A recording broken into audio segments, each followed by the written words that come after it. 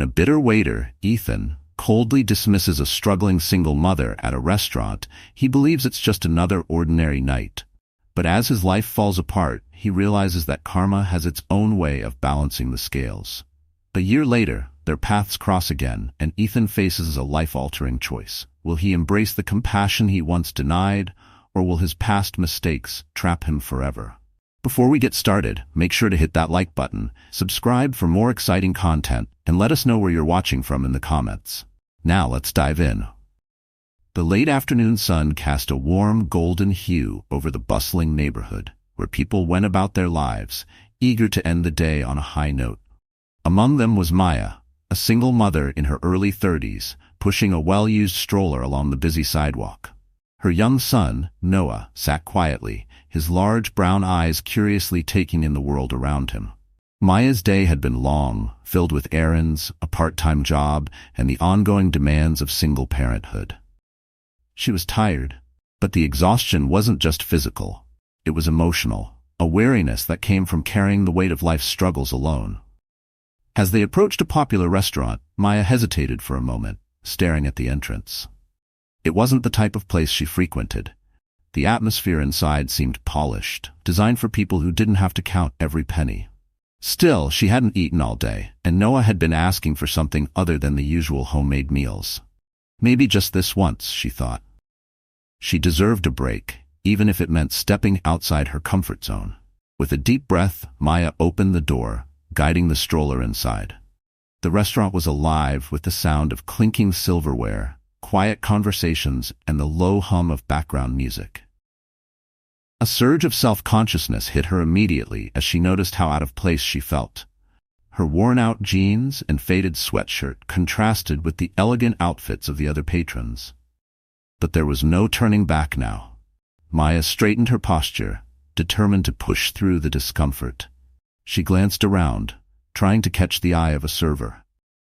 At the far end of the room, she spotted Ethan, a waiter who moved with swift efficiency between tables, his attention laser-focused on his well-dressed customers. He was in his late 20s, his sharp features softened by the dim restaurant lighting. His uniform was immaculate, and his manner confident, though there was a stiffness to his movements, like someone who was performing rather than enjoying his work. Maya caught Ethan's gaze for a brief moment, and she offered a small, hesitant smile, hoping to signal that she needed assistance. But he barely acknowledged her, his eyes flicking over her and Noah before returning to the polished, laughing group at a nearby table. Maya frowned but quickly shook it off. It wasn't the first time she had been ignored in such a setting. She had grown used to it, even if it stung every time. Noah, sensing his mother's tension, tugged at her sleeve. "Mommy, I'm hungry," he said, his voice soft and tired. Maya's heart clenched. "I know, baby. We'll get some food soon," she reassured him, even though she wasn't entirely sure how long that would take. After standing awkwardly near the entrance for what felt like an eternity, a younger waitress approached, her face flushed from rushing between tables.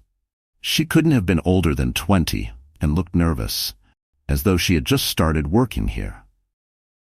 The waitress smiled apologetically and led Maya and Noah to a small table near the back of the restaurant, far from the center of the action. Maya noticed the distance immediately. The tables near the front were full of people dressed in smart suits and stylish outfits, engaged in lively conversations, while her table was isolated, barely within the server's line of sight. Maya let out a soft sigh as she sat down, pulling Noah's stroller closer to her side. She scanned the menu, her eyes drifting over the prices. Everything was more expensive than she had anticipated, but she pushed the thought aside. Tonight, she wanted to give Noah something special, something different from their usual meals at home. Maybe it was a foolish expense, but she had long stopped living by anyone else's standards. As she waited, Maya noticed Ethan again, weaving through the tables with practiced ease, his attention always on the better-dressed customers. She couldn't help but feel the growing sense of injustice. Every time she tried to catch his eye, he seemed to deliberately avoid her, his back always turned just as she was about to call for him.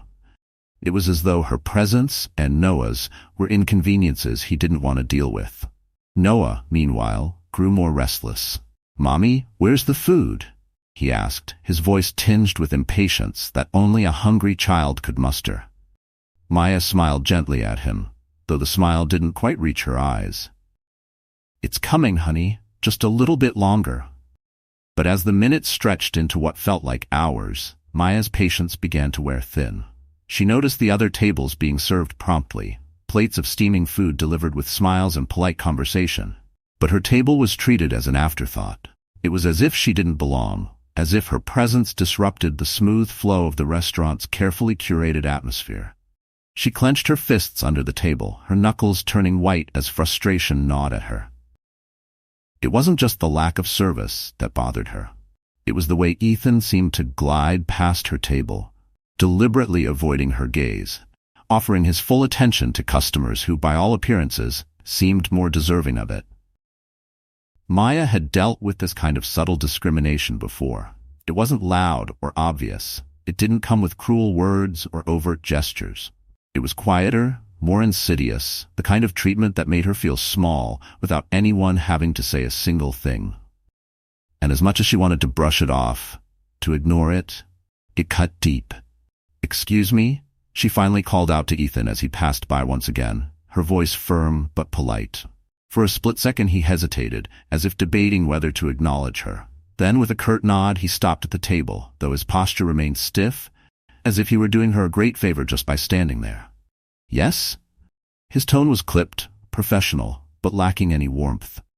"I was just wondering when our food might arrive." "It's been a while," Maya said, keeping her voice steady despite the frustration bubbling inside her. Ethan barely glanced at the order slip in his hand before giving a non-committal shrug. "It'll be out soon." And with that, he was gone, moving on to the next table without so much as a second glance. Maya's heart sank. She had tried to give him the benefit of the doubt, but his indifference was unmistakable. She looked down at Noah, who was now playing quietly with the straps on his stroller, his small face set in concentration. He didn't seem to notice the delay, but Maya did, and the unfairness of it all weighed heavily on her. She sat there in silence for the next half hour, the restaurant buzzing around her while she and Noah remained invisible. No matter how hard she tried, the world always found a way to remind her that she didn't quite belong. Ethan moved through the restaurant with a practiced grace that came from years of experience in the service industry. To an outsider, he might have appeared polished and professional, but inside, there was a simmering frustration he couldn't shake. Each table he approached, every order he took, felt like a reminder of the life he hadn't planned for himself. This job, this daily grind of smiling through clenched teeth and pretending to care about people's dietary preferences, was not where he was supposed to be. He had dreams once. Big ones. Ethan had gone to university, armed with a degree in business management and a belief that he was destined for something better. His friends had all scattered into impressive careers: lawyers, tech entrepreneurs, financial analysts. They were out there, making their mark on the world, while he was stuck in this restaurant, catering to people he found increasingly unbearable. His resentment had grown over time, fed by the daily monotony and the constant stream of customers who expected the world to revolve around them. He had a routine now, smiling just enough to seem polite, engaging just enough to avoid complaints, but emotionally checked out of the job he'd grown to despise. He didn't need to care, he told himself. This was just temporary. Except temporary had stretched into years. As Ethan worked through his shift, his eyes scanned the restaurant, assessing the tables. His mind had developed a habit of categorizing customers: those who would be easy, those who might be difficult, and those who, in his view, weren't worth his time. It wasn't something he consciously did at first, but over time, his judgments had become reflexive. His experience had taught him to read people quickly. He could tell, just by looking, which tables would tip well and which wouldn't, which customers would demand attention, and which ones could be ignored without consequence. That evening, when Maya walked into the restaurant with her young son, Ethan noticed her immediately. She wasn't like the rest of the clientele that frequented this place. Her clothes were simple, worn from use, and she moved with a kind of weariness that caught his eye. The stroller she pushed seemed well used, with faded patches and fraying fabric at the edges. Her eyes, while kind, carried the unmistakable weight of someone juggling too many responsibilities. Ethan's eyes lingered on her for a moment longer than necessary. He had seen her type before. Single mothers, struggling to keep everything together, coming into places like this more out of necessity than for enjoyment. They often didn't tip well. And for someone like Ethan, who relied on tips to make his income livable, that was enough reason to ignore her. He had long since given up on giving people the benefit of the doubt. The world hadn't given him any favors, and he wasn't about to go out of his way to help someone who, in his mind, wouldn't help him in return. As Maya stood by the entrance, trying to catch someone's attention, Ethan turned his back on her. It wasn't deliberate cruelty, at least that's what he told himself. He just had other customers to attend to, people who, in his mind, mattered more. He could already tell by the way Maya held herself, the way she hesitated when looking at the menu prices, that she wasn't the kind of customer who would tip generously, if at all. Another day, another struggle, Ethan muttered under his breath as he made his way to a table of well-dressed patrons, laughing over glasses of wine. They were the kind of customers he preferred, easygoing, generous, and more likely to make his shift worthwhile with a hefty tip at the end. He flashed them a charming smile, one that had become second nature, and took their orders with enthusiasm that he no longer felt. But as he moved back and forth between tables, his eyes kept drifting toward the back of the restaurant, where Maya and her son had been seated. The young waitress who had led them to their table had placed them near the kitchen doors, far from the center of the restaurant. It was a quiet corner, one that was easy to forget about, exactly the kind of place you'd put someone you didn't want to deal with. Maya had called out to him once, a quiet, hesitant plea for service. Ethan had heard her, but he pretended not to. There were too many other customers demanding his attention, and besides, he figured someone else would handle it. The restaurant was busy that night, and Maya wasn't exactly a priority in his mind. As the night wore on, Ethan's workload increased. The dinner rush was in full swing, and he found himself juggling multiple tables, each with their own demands. Still, he managed to keep up, relying on the same rhythm that had carried him through countless shifts before. His movements were efficient, his interactions brief, but polite. But then something shifted. A sense of frustration began to build within him. He found himself growing more impatient with each passing hour, his tolerance for the endless stream of customer requests wearing thin. He knew deep down that his anger wasn't really about the customers. It was about his own life, his own sense of failure. Each table he served was a reminder of the success he hadn't achieved, of the life he had dreamed of, but never attained. As he moved toward the back of the restaurant once again, his eyes caught sight of Maya and her son. She was sitting quietly, her hands folded in her lap, her eyes cast downward as she waited for the meal that still hadn't arrived. Her son, restless in his seat, tugged at her sleeve, his small voice barely audible over the din of the restaurant. "Mommy, where's the food?" the boy asked, his voice tinged with the kind of innocent impatience only a child could have. Maya smiled gently at him, though the smile didn't reach her eyes. "It's coming, sweetheart, just a little longer." Ethan felt a pang of guilt, but it was fleeting. He didn't have time to worry about them. He had other customers to attend to, customers who would actually make his shift worthwhile. But as he continued to ignore their table, a nagging voice in the back of his mind began to grow louder. He knew it wasn't right, the way he was treating her. He knew that, as a waiter, it was his job to serve everyone equally, regardless of who they were or what they looked like. But in his frustration, he had allowed himself to slip into a pattern of judgment, assuming he knew everything about her based on a few superficial observations. Ethan had no idea who Maya really was. He didn't know that she had been working 2 jobs just to keep food on the table for her son. He didn't know that she had spent hours that day running errands, barely finding a moment to rest. He didn't know about the sacrifices she had made, the struggles she faced every single day just to get by. All he saw was someone he didn't think was worth his time. As he passed by her table once again, Maya looked up, her eyes meeting his for the first time that evening. There was no anger in her expression, no sign of the frustration she must have been feeling after being ignored for so long. Instead, there was something far worse: resignation. It was as if she had come to expect this kind of treatment, as if she had been here before, in this exact situation, and knew there was no point in making a fuss.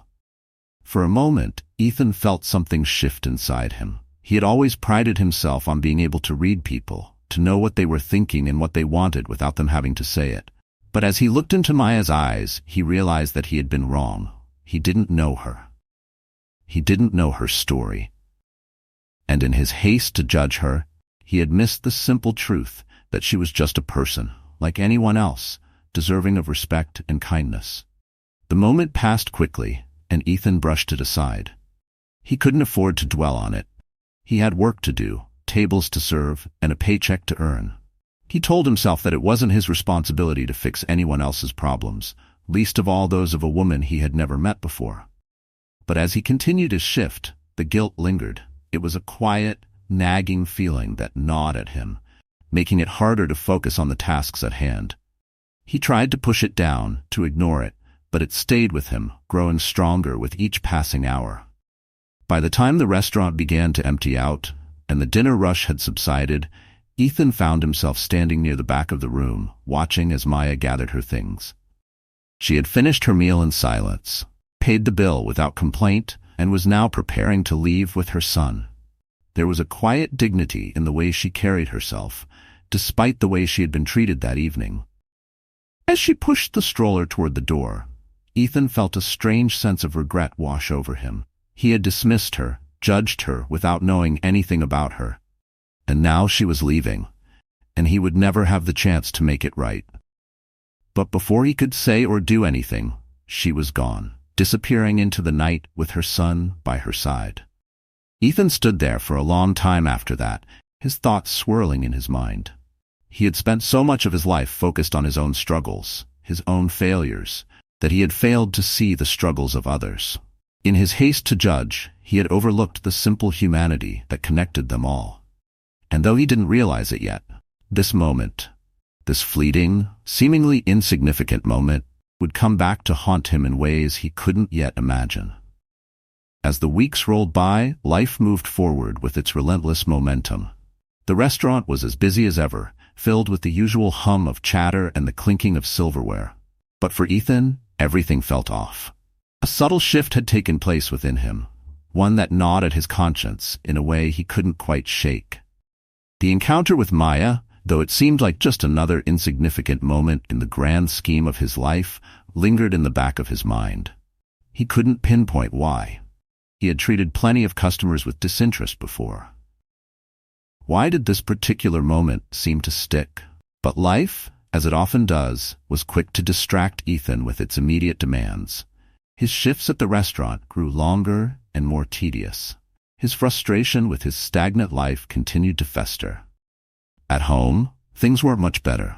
His financial situation had become more precarious, and he had started to realize that the job he once thought would be temporary had solidified into something permanent. This wasn't the career he had envisioned for himself, and it wasn't just the job he resented. It was the failure that it represented. The disappointment of unrealized dreams began to seep into other areas of Ethan's life. He had distanced himself from his friends, who seemed to be thriving in their careers, effortlessly advancing while he was stuck. His personal relationships had frayed, and he found himself avoiding social situations altogether. Bitterness had taken root deep inside him, and it manifested in subtle, often destructive ways. His short temper at work, his tendency to shut people out, and his increasing apathy toward everything around him. Weeks passed in a blur, and though Ethan tried to push it out of his mind, he couldn't forget the look on Maya's face that night in the restaurant. The resignation in her eyes had unsettled him. It wasn't anger or frustration that he had seen. It was something worse, a quiet acceptance, as if she had expected to be treated as less than, as if it was a routine she had grown used to. That image haunted him. For the first time in a long time, he had been forced to confront his own behavior, his own biases. And the truth was, he didn't like what he saw. Ethan's life wasn't just filled with the daily grind of his job.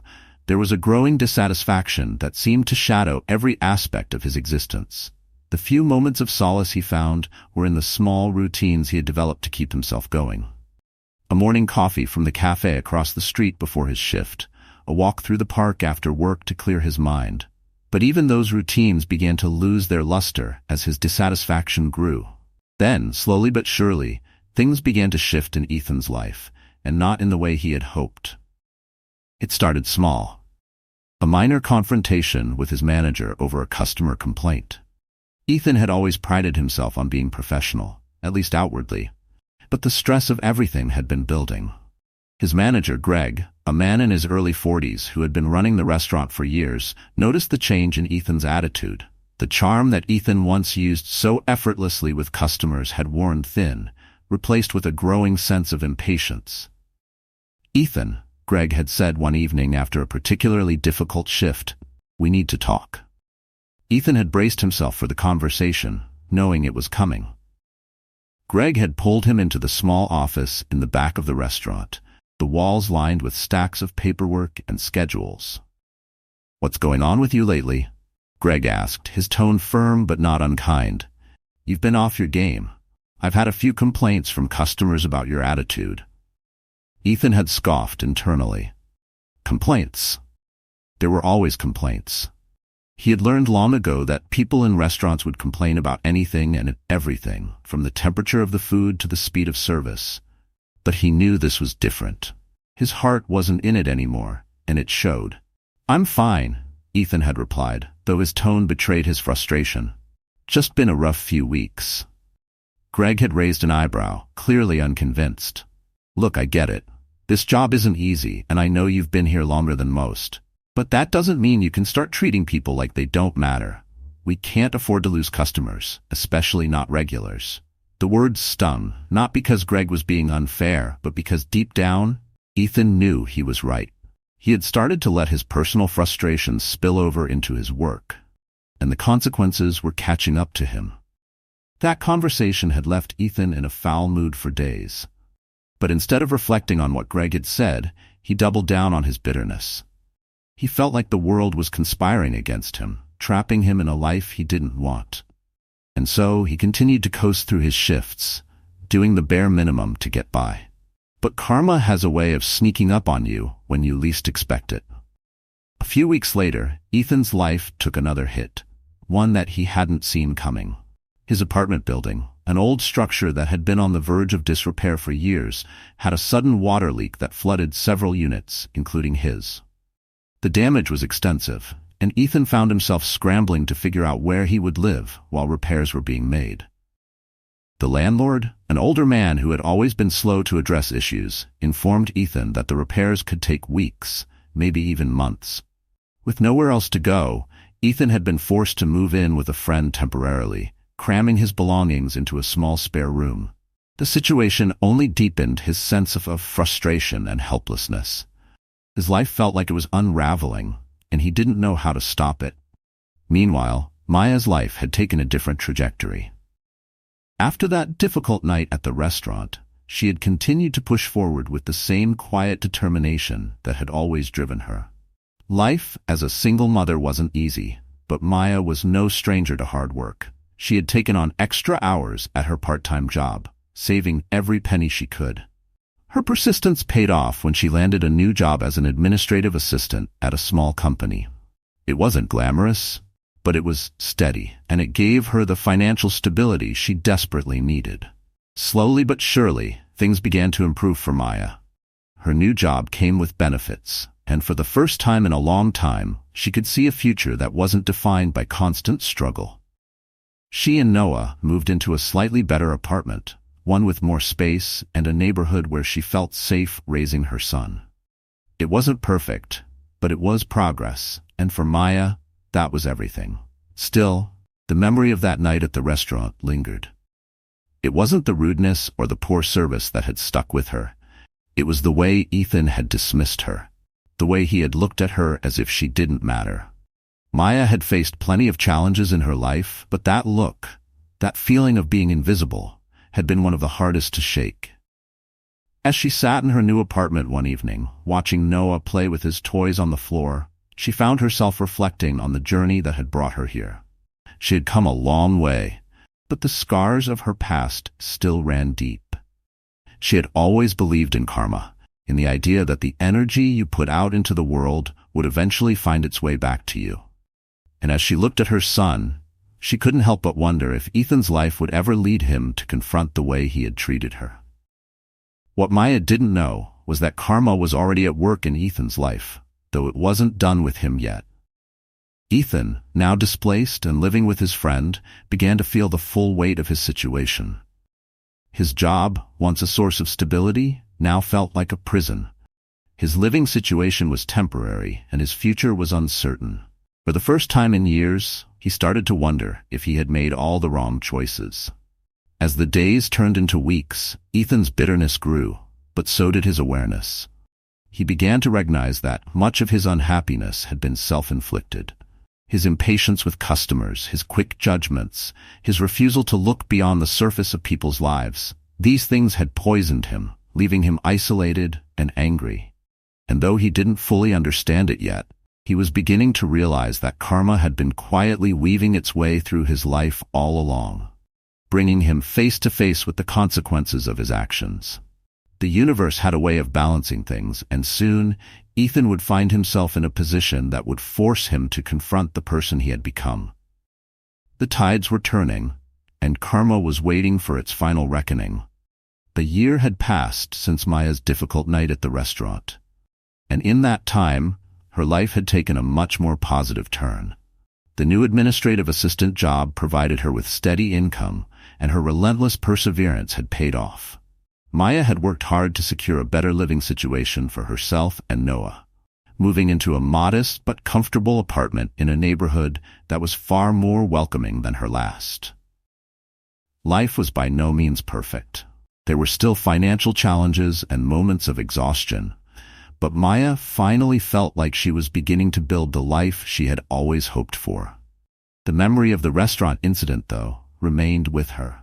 It wasn't something she dwelled on every day, but every now and then, when she saw a similar situation or remembered Ethan's dismissive attitude, it resurfaced. It was a reminder of how people can make judgments based on appearances, how they can overlook the humanity of others. It was also a lesson in resilience. Maya had learned not to let those moments define her. On the other side of town, Ethan's life had taken a very different turn. Over the past year, things had steadily deteriorated for him. After the flooding incident in his apartment, he'd had no choice but to move in with his friend temporarily. The plan had been to stay for a few weeks until his apartment was repaired, but the weeks turned into months. As the situation dragged on, Ethan's frustration with his circumstances only grew. The loss of his apartment was just one piece of the puzzle. His job at the restaurant, which had once been a temporary gig to pay the bills, had become his sole source of income. And with his growing bitterness and dissatisfaction, Ethan found himself struggling to keep up the facade of professionalism. His once reliable charm had faded. Customers noticed, and so did his coworkers.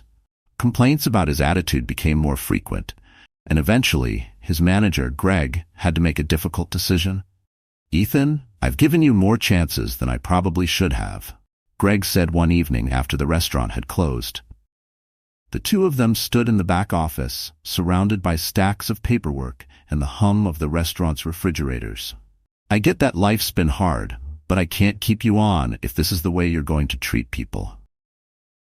Ethan had known the conversation was coming, but it didn't make it any easier to hear. He had thought, at least for a while, that he could coast through life, that things would eventually get better on their own. But life had other plans. "I need this job," Ethan had said, his voice tinged with desperation. "I don't have anywhere else to go right now." Greg had sighed, clearly conflicted. "Look, I know things have been tough, but I can't have you driving customers away. You're a good worker when you want to be, but lately, I don't know. You're just not the same." Ethan had left the restaurant that night, knowing it was only a matter of time before he'd be out of a job. The weight of his circumstances pressed down on him. No apartment, no stable income, no real prospects for the future. His friends, the ones who had once seemed like a safety net, had their own lives to deal with, and he didn't want to be a burden. As the weeks passed, Ethan spiraled further into a state of despair. He had never thought his life would turn out this way. The dreams he'd once had of success, of making something of himself, seemed so distant now, almost like a different life altogether.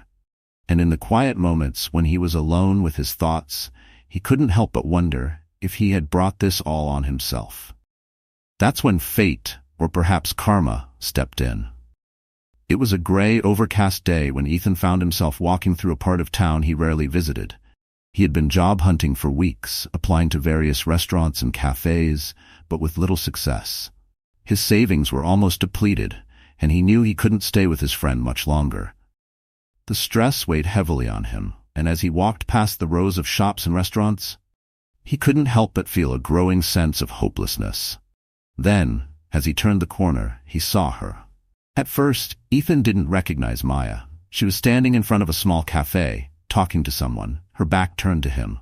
But there was something familiar about her posture, the way she held herself. He slowed his pace, squinting slightly as he tried to place where he knew her from. And then it hit him. It was her. The woman from the restaurant, the one he had ignored, dismissed without a second thought.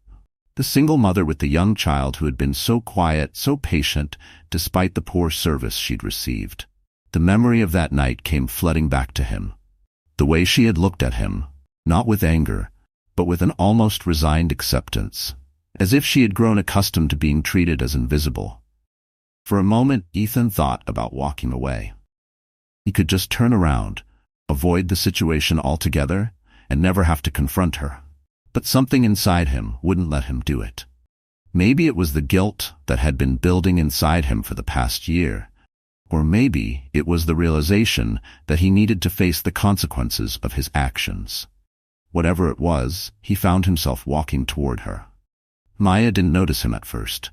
She was too engaged in conversation with the cafe's manager, discussing something that sounded like a potential business deal. Ethan stood a few feet away, unsure of what to do. Should he say something? Should he apologize? Would she even remember him? Before he could make a decision, the conversation between Maya and the manager ended, and she turned to leave.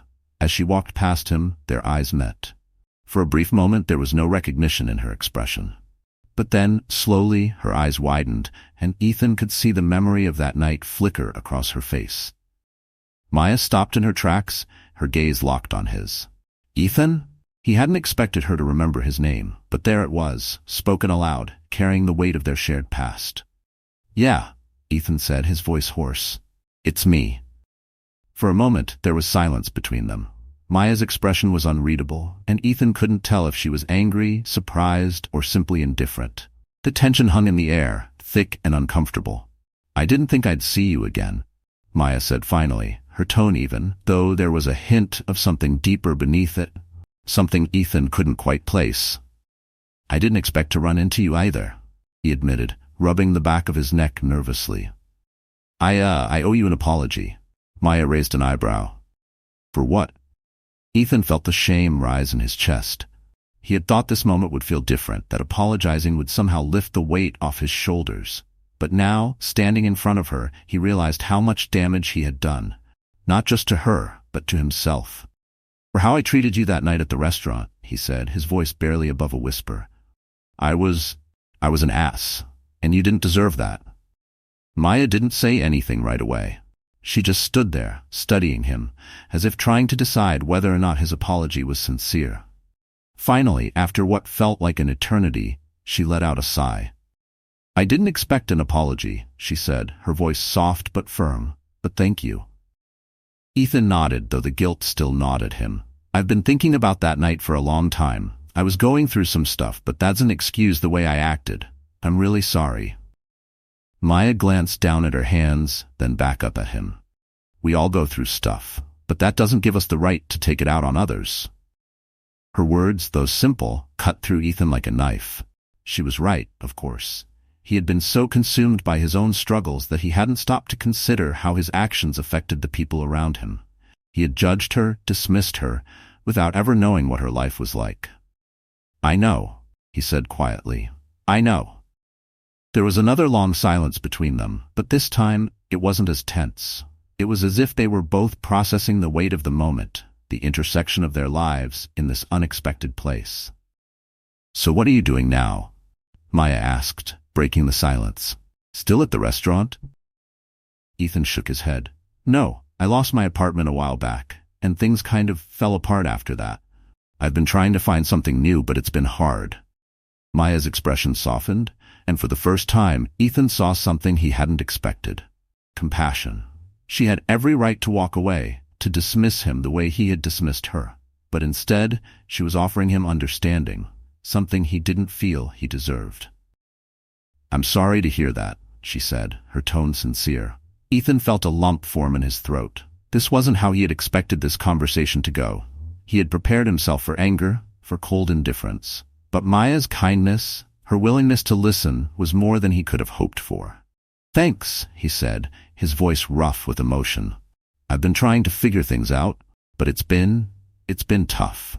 Maya looked at him for a long moment, as if weighing her next words carefully. Finally, she spoke, her voice quiet but filled with resolve. "Maybe it's time for a fresh start." Ethan looked at her, surprised by the suggestion. A fresh start? He hadn't thought about it in those terms, but maybe she was right. Maybe that was exactly what he needed. The overcast sky above seemed to mirror the uncertainty swirling in Ethan's mind as he stood there, listening to Maya's words.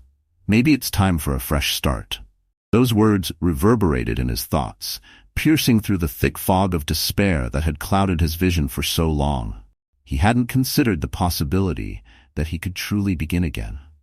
After all, where would he start? What did he even have left? For the first time in months, he felt a spark of something unfamiliar. Hope. It was fragile and uncertain, like a flickering flame in a storm, but it was there nonetheless. Maya shifted her weight, the weight of the conversation clearly settling over her as well. She hadn't expected to see Ethan again, let alone engage in such a deep conversation. The last time she had seen him, he had been the embodiment of her frustrations with the world, a reminder of the judgment and indifference she had faced throughout her life. And yet, now that he stood before her, vulnerable and apologetic, something had shifted within her as well. She had always believed in second chances, but this felt different. It was as if life had presented her with a choice, to hold on to the bitterness of the past, or to extend the very compassion she had always hoped to receive from others. The silence between them was no longer awkward, but it was laden with the weight of unspoken possibilities. "You know," Maya began softly, breaking the stillness, "I didn't expect this, running into you like this, but maybe it's not a coincidence."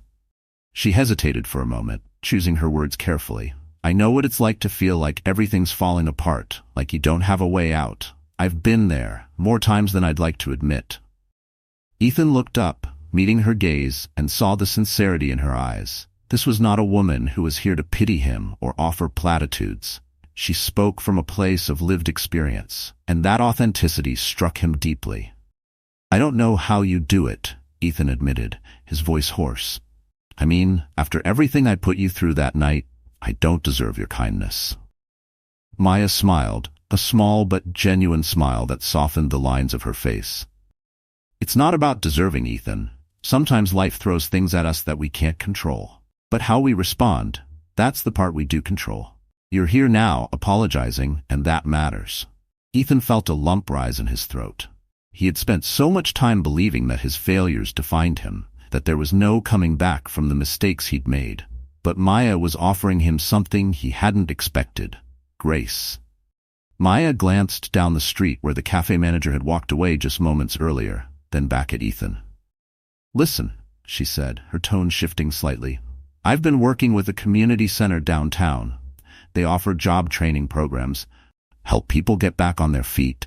I've been volunteering there part-time, helping with admin work and organizing events. It's not glamorous, but they do a lot of good."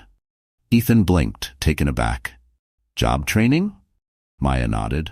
"It's a good program. They teach everything from basic computer skills to more specialized trades. They even help with resume building and interview prep. You said you've been struggling to find work. Maybe this could help." Ethan's instinct was to resist. His pride, though worn thin, still clung to the idea that he could fix things on his own. that accepting help was a sign of weakness. But as he stood there, looking at Maya, he realized that pride had gotten him nowhere.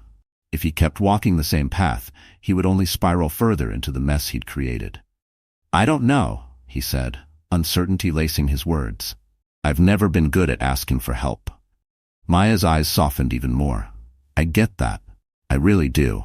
But sometimes asking for help is the strongest thing you can do. It's not about giving up. It's about moving forward." Ethan stood there, absorbing her words. He had spent so long believing that his problems were insurmountable, that the hole he had dug for himself was too deep to climb out of. But now, for the first time, he was beginning to see that maybe, just maybe, there was a ladder within reach, if he was willing to take it. After a moment, he nodded, though the motion was slow and hesitant. "Okay," he said finally. "I'll give it a shot."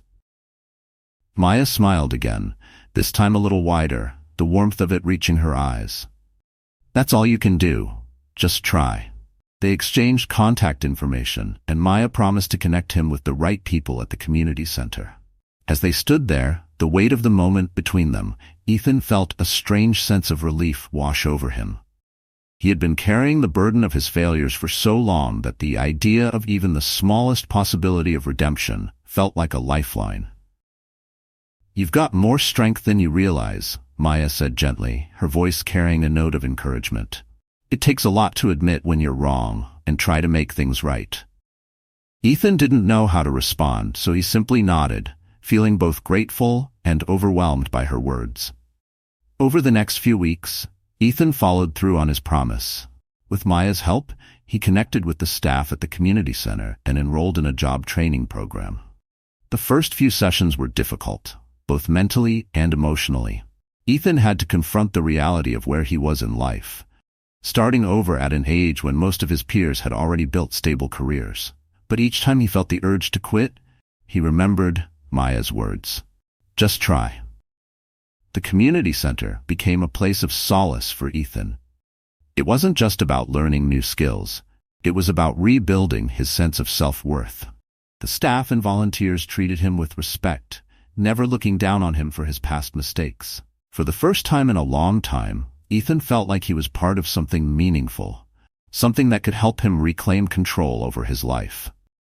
Maya, true to her word, continued to support him. They didn't see each other often. She was busy with her job and raising Noah, but every now and then they would meet for coffee, catching up on each other's lives. Maya's success in her new job had only grown, and she was now being considered for a managerial position at her company. It was a far cry from the struggles she had faced that night in the restaurant, and Ethan couldn't help but admire her resilience. One afternoon, as they sat at a small cafe near the community center, Ethan looked at Maya with a sense of awe.